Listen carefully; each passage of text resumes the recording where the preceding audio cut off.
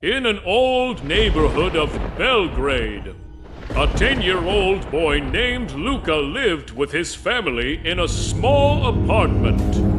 Luka was a curious and imaginative boy. As he wandered the corridors of their apartment building, he would make up stories about the house is old and dark. One night, as Luka was sleeping in his bed, he heard a strange noise. Following the sound, he went out into the corridor of his apartment. The corridor was dark, and Luka could not see anything. But the sound was still there, coming from the door at the end of the corridor. Luka walked up to the door and put his hand on the doorknob. The door opened slightly, and a cold wind blew in from inside. Luka looked inside, but could not see anything in the darkness. Hello, Luka called out. Who's there? There was no answer. Luka looked further inside. In the darkness, a silhouette appeared.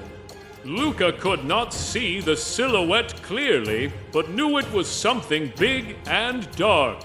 Luka was scared and took a step back. "Why are you here?" he asked. The silhouette did not move. It just stared at Luka. Luka's heart felt like it was going to jump out of his chest. "Don't touch me," Luka shouted. "Leave me alone." Luka tried to close the door, but it was locked. Luka pushed and pushed, but the door would not open. The silhouette approached Luka. Luka screamed and ran backward. Luka was running down the apartment corridor. He opened the door of every room, but they were all empty. Luka did not know what to do. Finally, Luka reached the window of a room. He jumped out the window and fell to the street below. When Luka opened his eyes, the silhouette was still staring at him. The silhouette was in the window of the building across the street.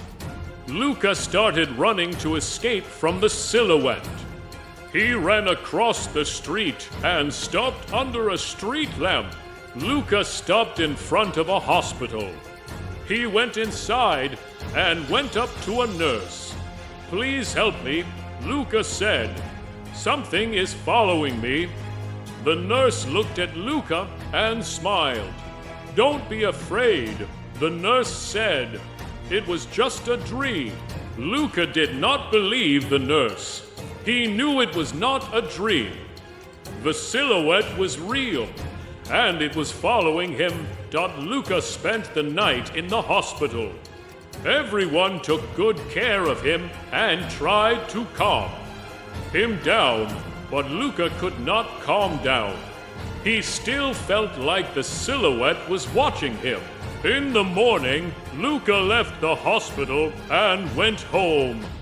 Luka did not want to go into the apartment, but he had nowhere else to go.